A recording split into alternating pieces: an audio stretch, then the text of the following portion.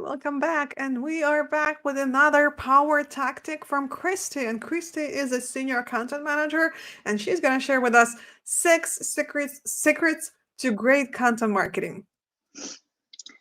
Hi, thanks so much. Yeah, I'm just going to put my slides up here real quick.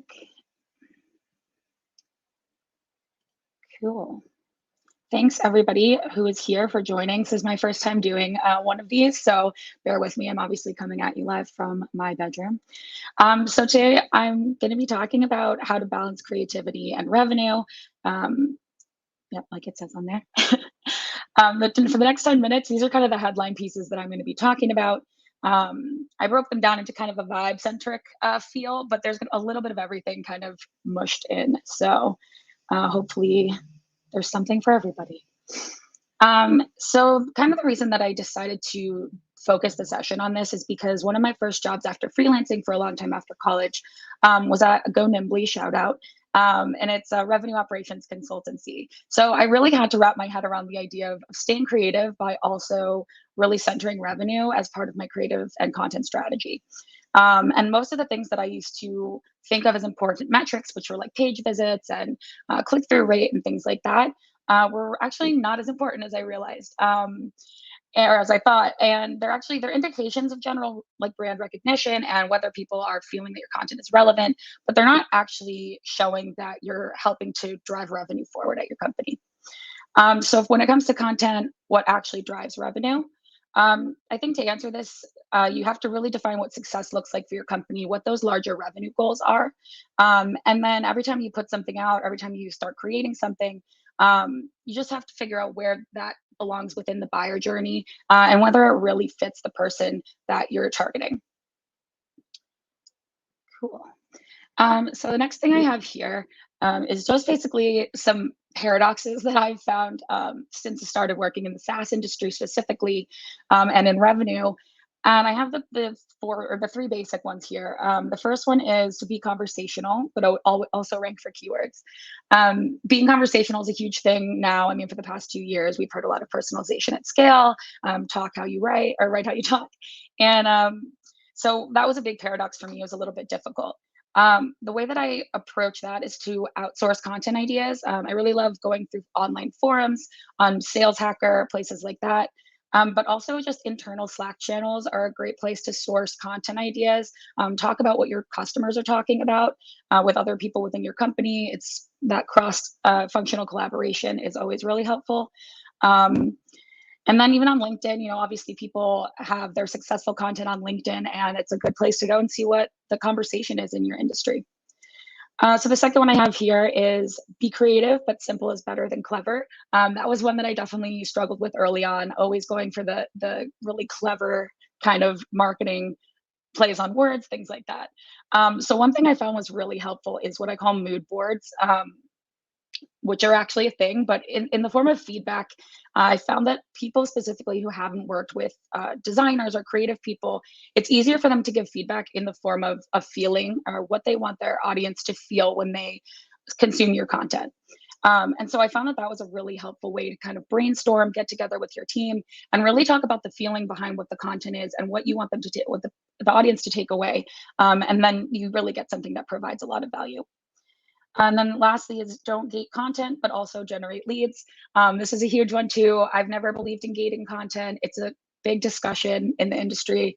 But I've found, lead gen is not about forms. It's not about harvesting emails. It's really about, understanding the actual intent of your buyers or prospective buyers, meeting them where they are and trying to deliver the most possible value at that point.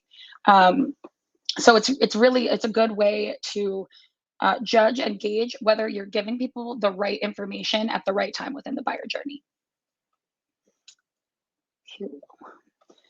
So this one, be creative without trying too hard. This is something I'm kind of talking to myself here more than anything. It's not easy to be creative on demand. And so I've found that writing or creating, when you have that, voice in your head screaming to be creative, you usually end up with something that's more about you proving that you can be creative than it is about providing value to your audience. So essentially, these are some things that I try to keep in mind and how I put them into practice. So this first one, if you've ever done a content audit of your old content and that's a year or more older, you will probably feel this one. Big words will haunt future you. So I found a good way to kind of sidestep this issue because sometimes it can be really tempting to want to sound like an expert and put a lot of big words and fancy, grammar.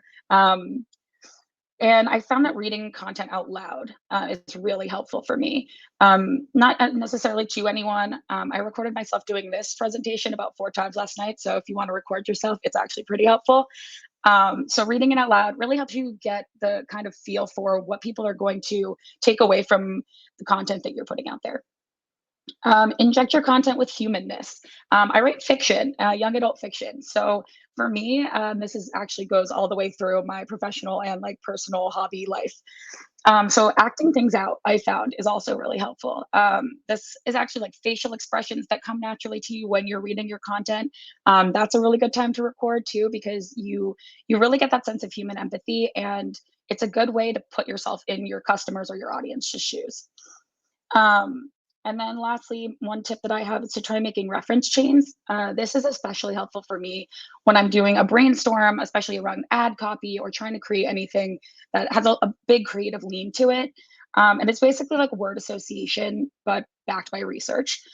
So one example that I had was if you're trying to name a product, say, and you want it to be, ocean themed, and there's like a 3 daughters that this founder has that they want kind of a nod to within the product name.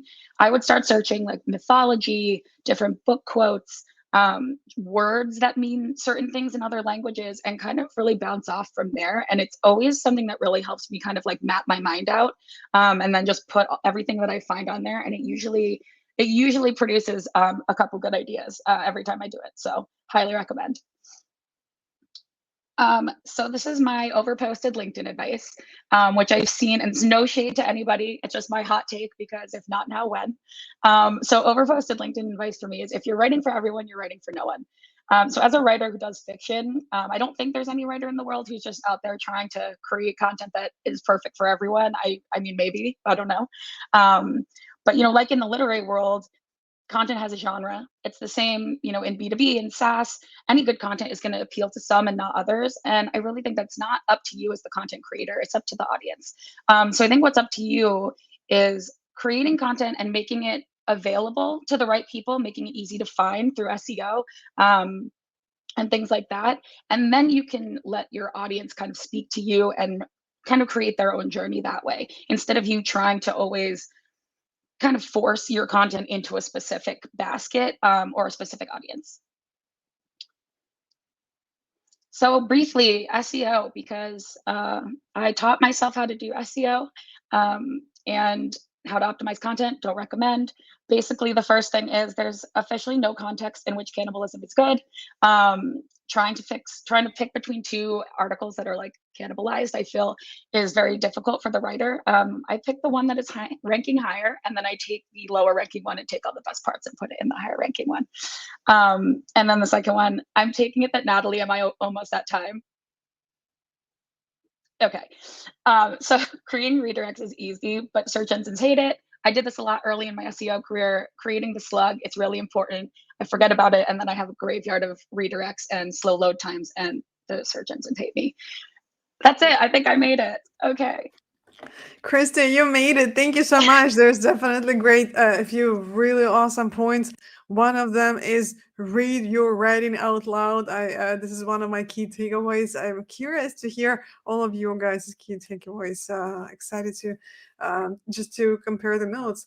Kristi, thank you so much. Where can people find more about you and connect with you? Yep, I will put my LinkedIn in the chat. But yeah, Kristi Park on LinkedIn. I would love to chat. Awesome. All righty. Thank you so much. And we Thank only you. have 2 more sessions left, and I am excited to have everyone join in our next session. See you there, guys.